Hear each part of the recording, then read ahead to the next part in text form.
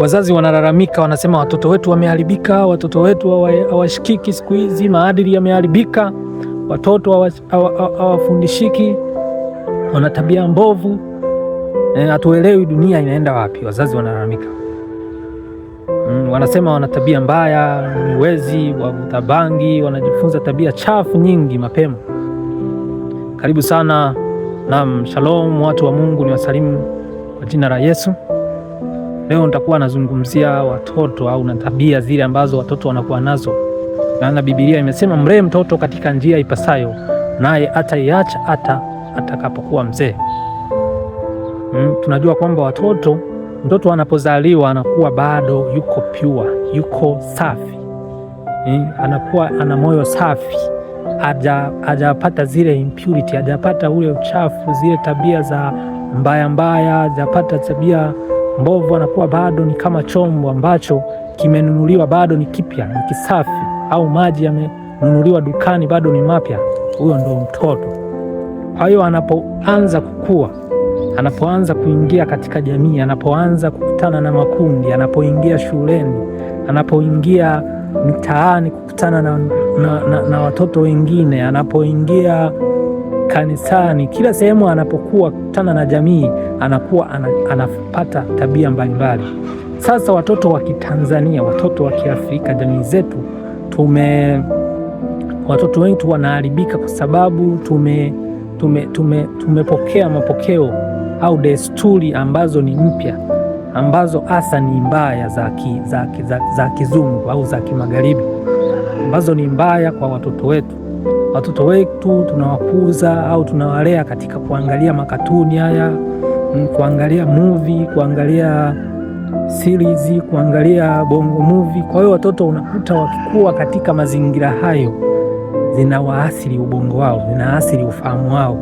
Kwa hiyo unakuta watoto wanajua kuangalia, yani mitindo ya kunyoa wanaitoa huko, mitindo ya kujibu wazazi wanaitoa huko, mitindo ya kuvuta sigara wanaitoa huko. Wakiangalia kwenye movie watu wanavuta sigara, wakiangalia watu wamenyoa viduku, na wao wanaiga. Kumbe hizi movie, katuni haziwafundishi, zinawaharibu. Kwa hiyo mtoto lazima umlee katika njia njema. Njia njema inapatikana wapi? Lakini pia makundi wanayokutana nayo, unatakiwa umwangalie mtoto anakutana na makundi gani, anakutana na watoto wa aina gani, anapokuwa shuleni, anapokuwa mitaani anacheza, anapoingia ibadani, hata huko na kwenyewe watoto wanaharibika. Anakutana na watu wa aina gani, anaongea na watu wa aina gani, makundi yake ni yapi? Kwa sababu makundi na yenyewe yanaathiri ufahamu wa mtoto, yanaathiri maisha ya mtoto. Kwa hiyo ili tumlee mtoto katika njia ipasayo, lazima tuwe tunamfuatilia. Mfano, mimi mama yetu sisi wakati tunakuwa alikuwaga mkali sana, yani ukiharibu sehemu alikuwa kuelewa, alikuwa mkali sana.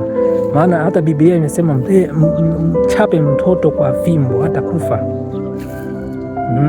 Anasema Mhubiri, anasema mwimba Misali anasema mtoto akili yake inakuwa imefungwa katika ujinga, kwa hiyo utamchapa kwa fimbo ili ule ujinga umtoke. Hapa nakusomea kile kitabu cha Mithali 22:6. Hapa anasema mlee mtoto katika njia impasayo, naye hataiacha hata anapokuwa mzee. Train a child in the way he should go, and when he is old he will not turn from it. Mlee mtoto katika njia impasayo, naye hataiacha hata anapokuwa mzee. Kumbe ukimlea mtoto katika njia safi, njia zinazopendeza, njia za hekima, njia za maarifa, njia za ufahamu sahihi. Huu ufahamu sahihi unapatikana wapi? Huu ufahamu sahihi hauko kwingine, unapatikana kanisani tu, unapatikana ibadani tu, unapatikana katika mazingira ya ibada. Lazima uwe na kanisa ambalo linafundisha maadili safi. Alifundishi maadili ya kimagharibi ya ushoga, alifundishi maadili ya kimagharibi ya kuwaacha watoto tu waishi wanavyotaka. Hapana, watoto lazima wawekewe mipaka, lazima wafundishwe sehemu ya kuingia, sehemu ya kutokuingia, tabia za kufanya na tabia ambazo sio za kufanya. kwa sababu watoto siku hizi wanaharibika sana. Lazima makanisa yaamke, yajenge watoto katika misingi ile ya desturi za Tanzania, desturi za Mwafrika. Tusiige desturi mpya ambazo ni za kizungu, ambazo zinaharibu watoto wetu.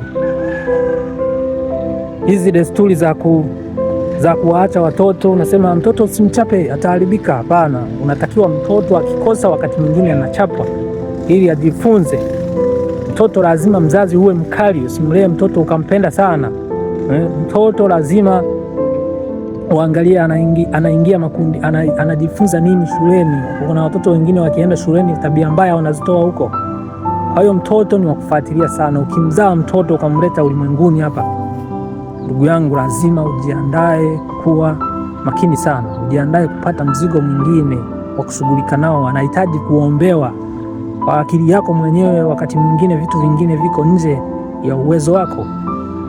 Kwa hiyo ndugu yangu, nashukuru sana kwa kunisikiliza na kunitazama. Niishie hapo kwa leo.